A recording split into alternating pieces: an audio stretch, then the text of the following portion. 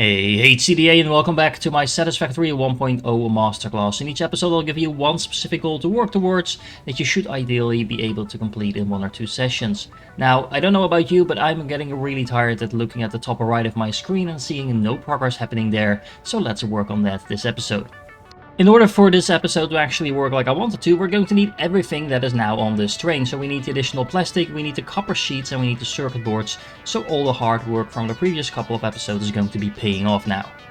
You're also going to need the pure Caterium ingot, at least if you want to follow my build 1-to-1. Now, as you can see, if you have a bit of trouble finding specific recipes, it's not just you. This took me even more than you can currently see here. This took me about 10 of the hard drives, including rescans, to actually get the recipe that I needed. So sometimes it takes a little while before you get what you want. It is worth just keeping everything open like this, because this locks in those recipes, and that means that every time you scan a new hard drive, you will get one of the things that you don't currently have already access to. And of course, if you want any of these recipes, you can just pick them up whenever you want. Other than that, all you need for this episode is one single pure Caterium node. And I'm actually going to reuse this node over here that we opened up in, I don't know, like one of the first 2 episodes. It's ages ago by now. That we, as you can see, built in a period where we didn't have fancy things to make our factory look good other than just some walls around the edges. So I'm definitely going to want to, well, basically upgrade this by a lot, because right now it's kind of an eyesore. The other reason I actually picked this node is because it's right in the center of everything else I'm producing. We have the plastic and the other things coming from over here from this train. We have the steel facility, the aluminum facility, and the main base over here as well. So it's a very convenient location to start building in that basically makes sure we don't have to transport things all over the place. As a side note, this is also why I really love the Rocky Desert as a starting area. As you can see, we barely expanded outside of this area to begin with. We have some crystal and stuff coming from over here, the plastic, the initial plastic at least, from over here, and then some more plastic from over here. But if you compare it to the rest of the map, there's like 80% of the map that we haven't utilized at all, and we're already closing in on the end of phase 4. As always, if you don't have the alternates available that I'm just showing you, you can always just look at the planner that is linked in the description and replace the recipes by whichever recipe you do have access to, and then basically adjust the build accordingly. Now, I'm actually going to remove this existing facility, and considering that there's tons of wire and stuff like that in here, like stacks up on stacks, I don't want to do that manually. So what I'm actually doing here is I cut the inputs, so the miner is gone, so we don't have new materials flowing in. And then the materials that are already in here are being synced by a temporary sync. And also just overclocking the machines to get rid of all the excess ore, as well as all the ingots and stuff like that are just stuck on the system. That just makes it a lot easier and a lot quicker to clean everything up if you don't have to manually delete all kinds of stacks. By now you've probably spotted a pattern here, because I really like overclocking my miners, and this is going to be no different. We're going to be completely draining this node as hard as we can by completely overclocking it to 600 items per minute. It's a pure node, they're ideal for overclocking, and let's just make sure that we get the maximum output from a single node. In order to make use of all that ore, we're going to need 24 refineries in making pure Caterium ingots. Now, we're going to need a bit of water for that as well, a full Mark II pipeline actually, and that means that we have these 5 water pumps over here. It's going to be raised up quite a bit, so don't forget to add in some of these pumps over here as well to make sure the water actually reaches your factory. But yeah, this is going to give us a huge amount of Caterium ingots from just one single node. Now, just a reminder, at this point you should not be building anything without some blueprints. And again, you don't need complicated blueprints. These are actually the only blueprints I'm using in my game so far, and it's just a simple blueprint for every type of machine we currently have available. With all the ingots in production, I'm going to use another alternate, and that is the one for Caterium wire. I really like this alternate, even though Caterium is a relatively rare resource, because it allows you to take a little bit of ingots and then make a huge amount of wire from a simple single constructor. I'm going to need the equivalent of 7 constructors making this recipe, so that means I'm going to get a whole lot of wire in production, and it also means that I need to make sure I keep an eye on my belt speed limit, because, well, all these constructors together will be pushing out more wire than I can fit on a single belt. Luckily, we have a total of 4 on each side, so I'm going to be underclocking the last one on each side to 50%, so we get a total of 3.5 or 7 in total constructors making the wire, and then I'm going to make sure that the outputs on each side are going to go on their own belt. We're also going to need a whole lot of cables. We need actually 12 constructors making cables. Now there's only 8 constructors in my blueprint, and I like being lazy and saving myself some time, so I'm just going to overclock every single one of these constructors making cables to 150%. So rather than the production of 8 constructors, I get the output equivalent to 12 constructors making that. Now you could easily just use this empty space over here to fit in this blueprint once more, and then underclock them so you get the equivalent of 12 again, but I like saving myself some time. I don't want to have to deal with all kinds of belts and stuff like that if you don't have to. Just a matter of being efficient. And well, we have more power shards than we can ever spend at this point in the game probably, so yeah, might as well use them and overclock to save ourselves some playing time. Okay, so let's scale up some more basics. We have a total of 15 constructors, underclocking 2 of these to 50% to reach that number. 15 constructors making quick wire. So this is not to be confused with the normal wire that we're making over there. This is the actual Caterium version of wire, where we're turning the ingots into quick wire. Now I'm building these 2 builds like this so that I don't have to mess around too much with belts, because again, we're going to be pushing out a whole lot of that quick wire, more than can fit on a single belt, and by laying it out like this, it's a little bit easier to actually get the inputs here, as you'll see in a moment, but it's also easier to process the outputs.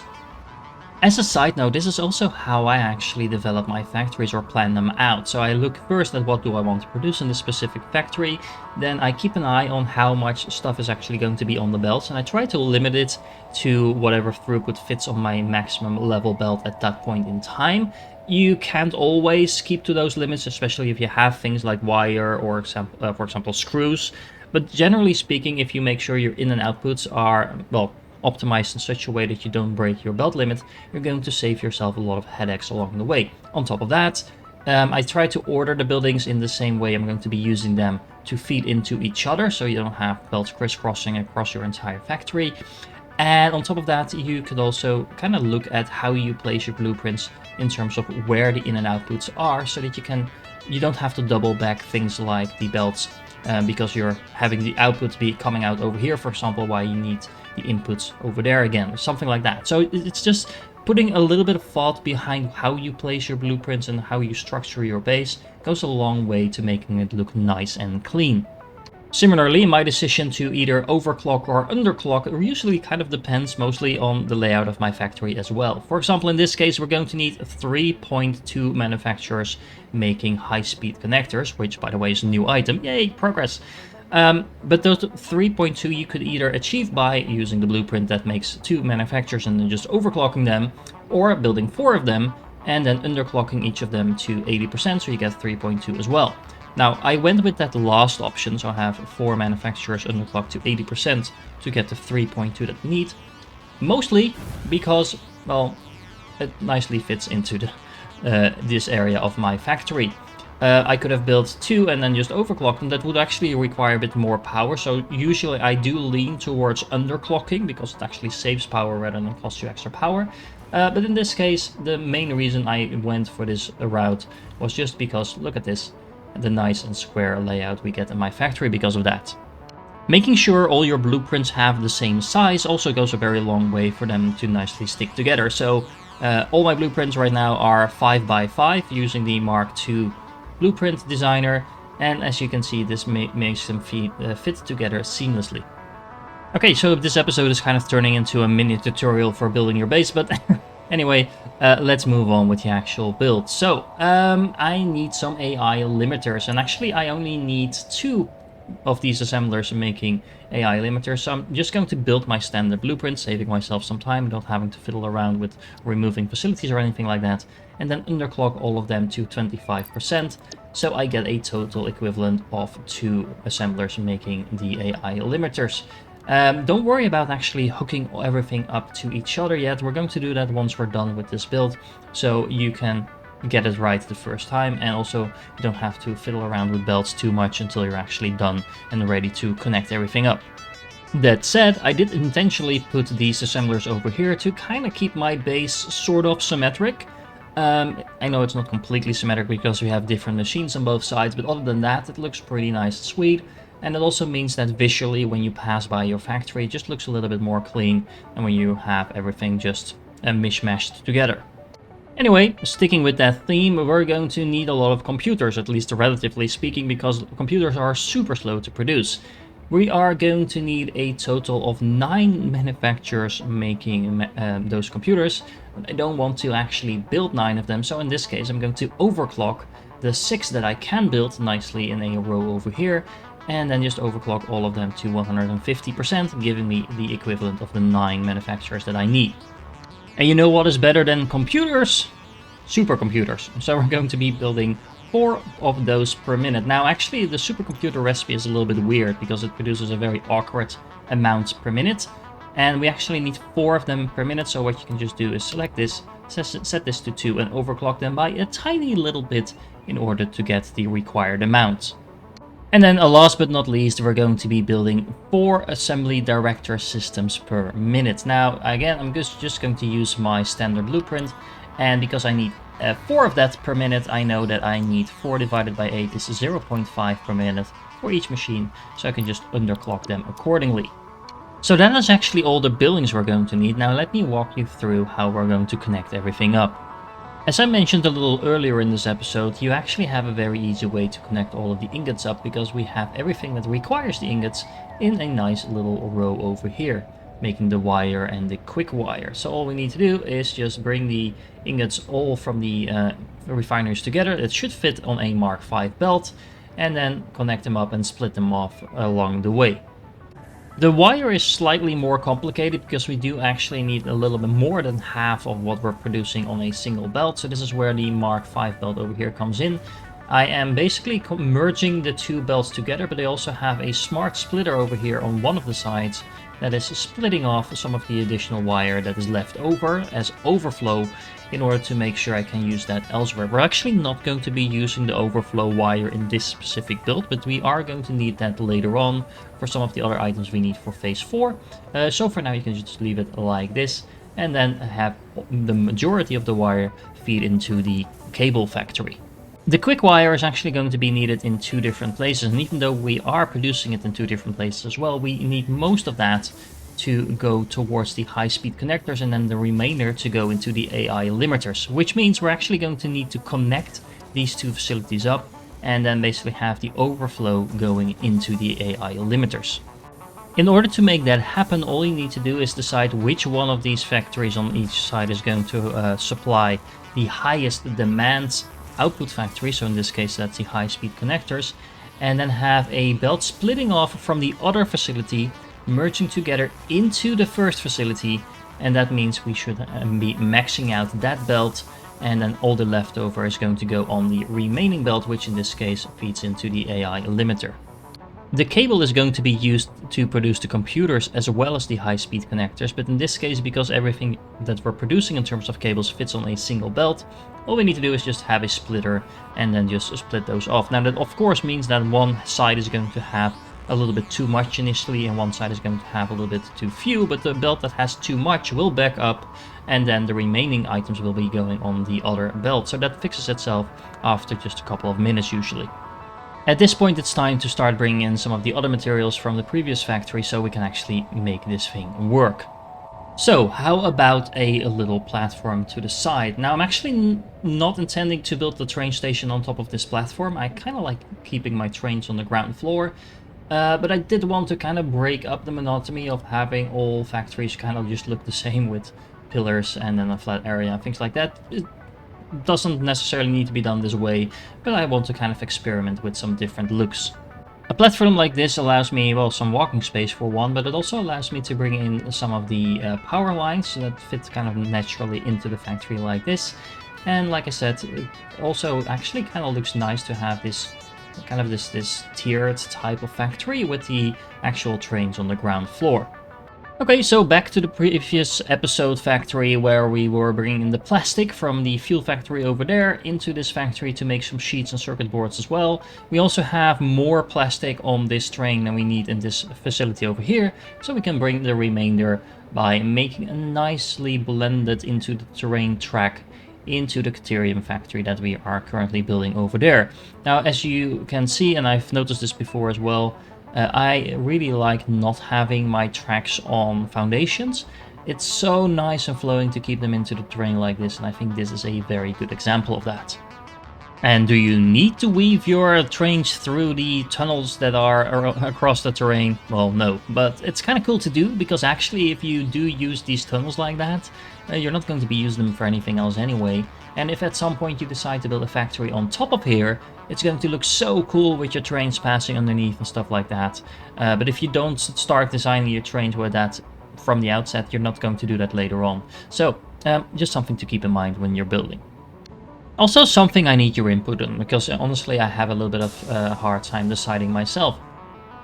Do you prefer using the color-coded system for your trains like I'm doing over here, so it's super easy to tell what is on which train? Or do you just favor keeping the entire train station in a single color? It looks a little bit more neat, but of course it makes it harder to identify what's going on. Let me know in the comments. To be honest, I used to give all my train stations a single color, and I actually only started to give them different colors for your benefit, so it's easier to tell what I'm doing.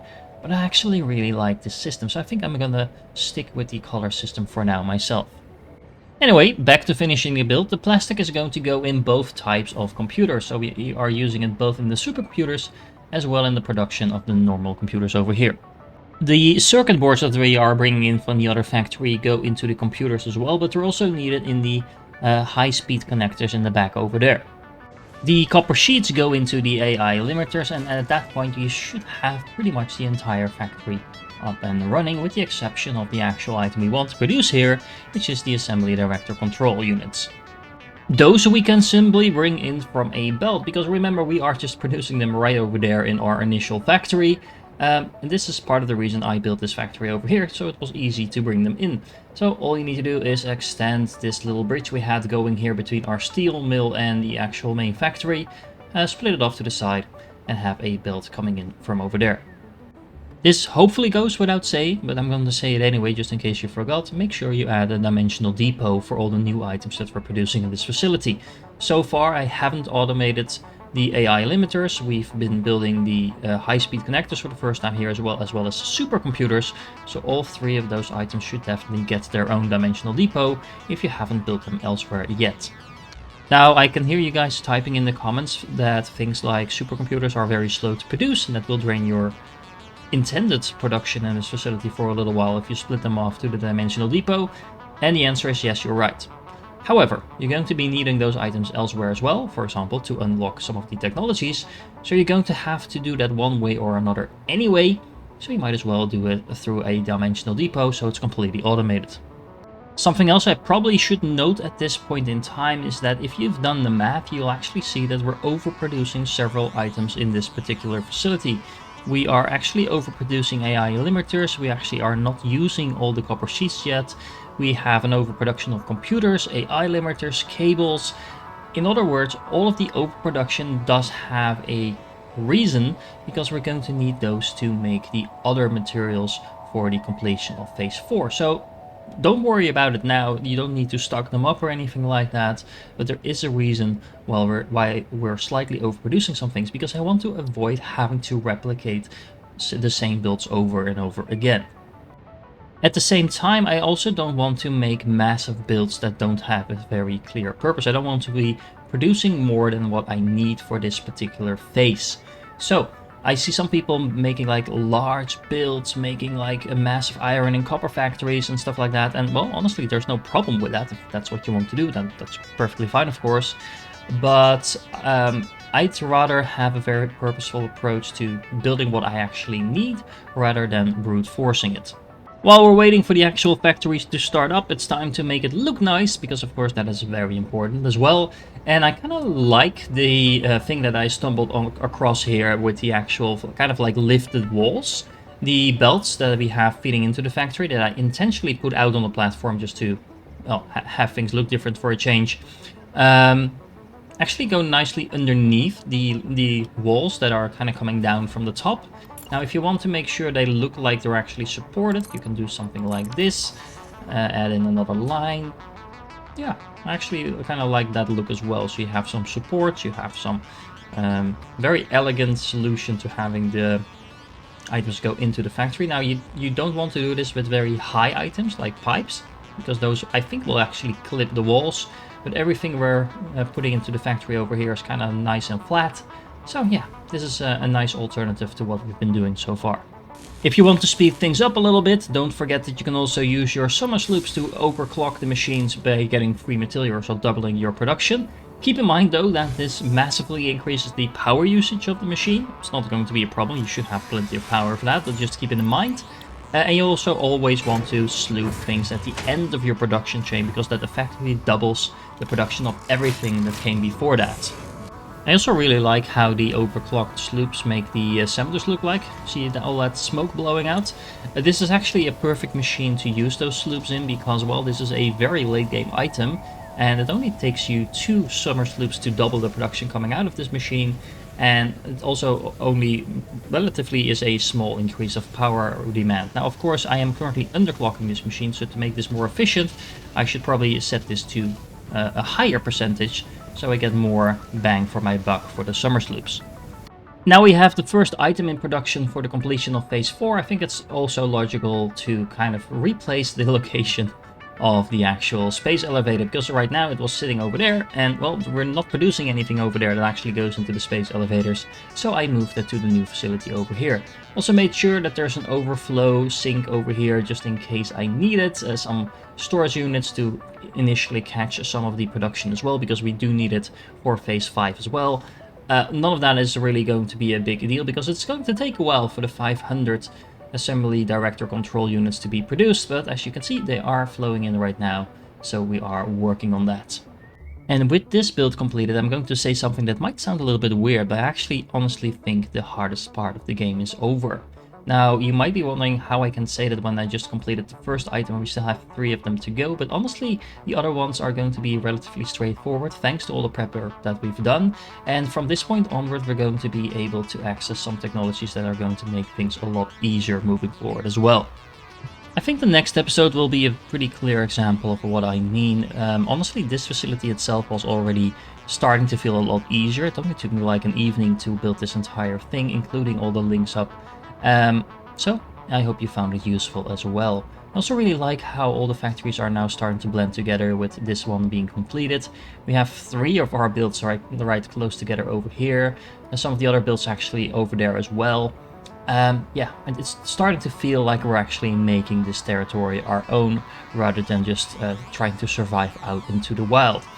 Either way, if you're still here, you're awesome, and I do hope to catch you in the next one.